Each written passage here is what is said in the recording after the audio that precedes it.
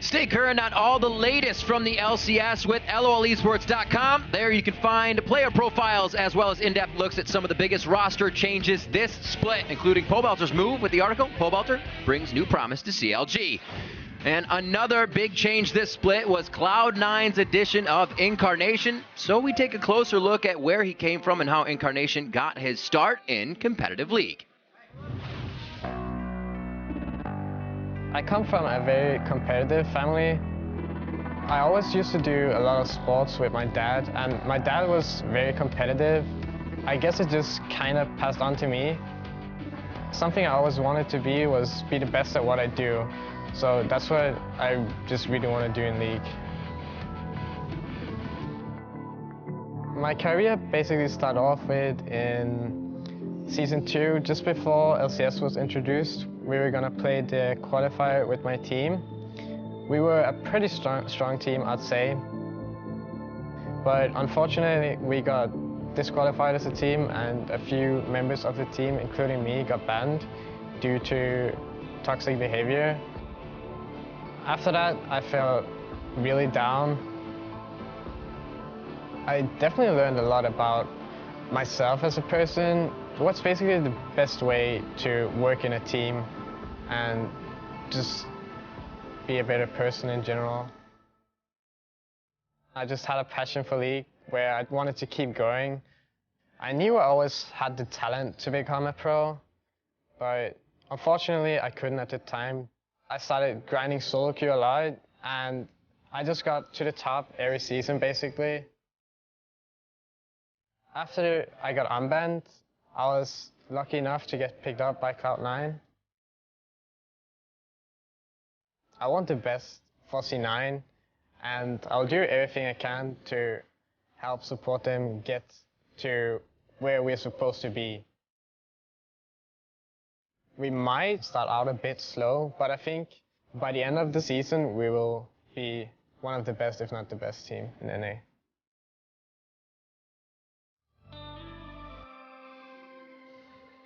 Strong words from the new guy, and I'm sure he's very happy to have the chance to make those words true for the team. We're about to see Incarnation in action right now with our second game of the day, Team Dignitas versus Cloud9.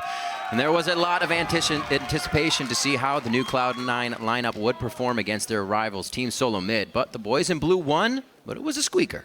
Yes, it was. And Incarnation himself admitted that he was feeling some nerves, and it definitely showed on stage. He fell fairly far behind in CS against Bjergsen due to many unforced errors on his own part, just CS that he simply mistimed. But the rest of the team, they're still playing as well as ever, aside from a few moments of hesitation during shot calling, which obviously Meteos is looking to clean up. He did very admirably in his role of shot caller, finding windows of opportunity for Cloud9 to take advantages and make cross-map plays. And once again, Balls was exquisite on Rumble, making him 17-0 on that champion in the North American LCS. Oh, go figure. Why not? Why wouldn't he be if they let him pick it again? And meanwhile, Team Dignitas had a tough time right out of the gate and have had the dubious honor of being the only team to not have taken down a turret. Right, that pesky turret at 1 HP.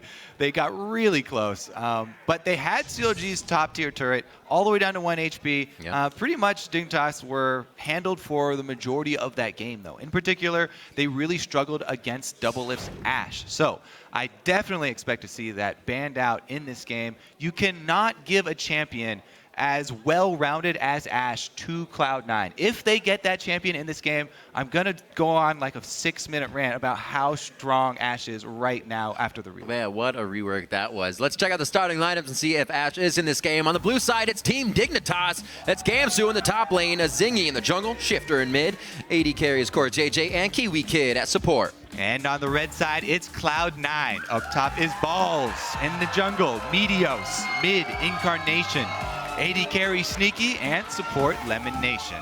And it's interesting to see Incarnation's kind of hesitation. I wouldn't say hesitation, but nerves as he comes in as well. I'm sure Bjergsen had them, but it was like Bjergsen, I don't feel like he was as measured as much when he joined Team Solo Mid. He kind of had the freedom to do more. And I feel like while Incarnation may not be measured, he may feel a little bit tempered like that, as he can't go off in a solo queue-esque manner in his play.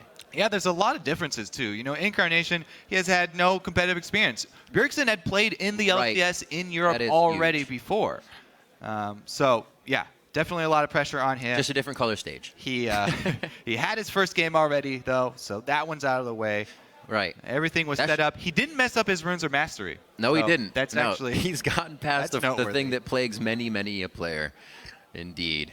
And we'll see if he can do it again today. I'm sure that first game as well allowed the team to figure out quite a bit of how, you know, since scrims didn't translate for a lot of teams onto the stage, they saw how that played out and the communication and acceptance of that communication between the team.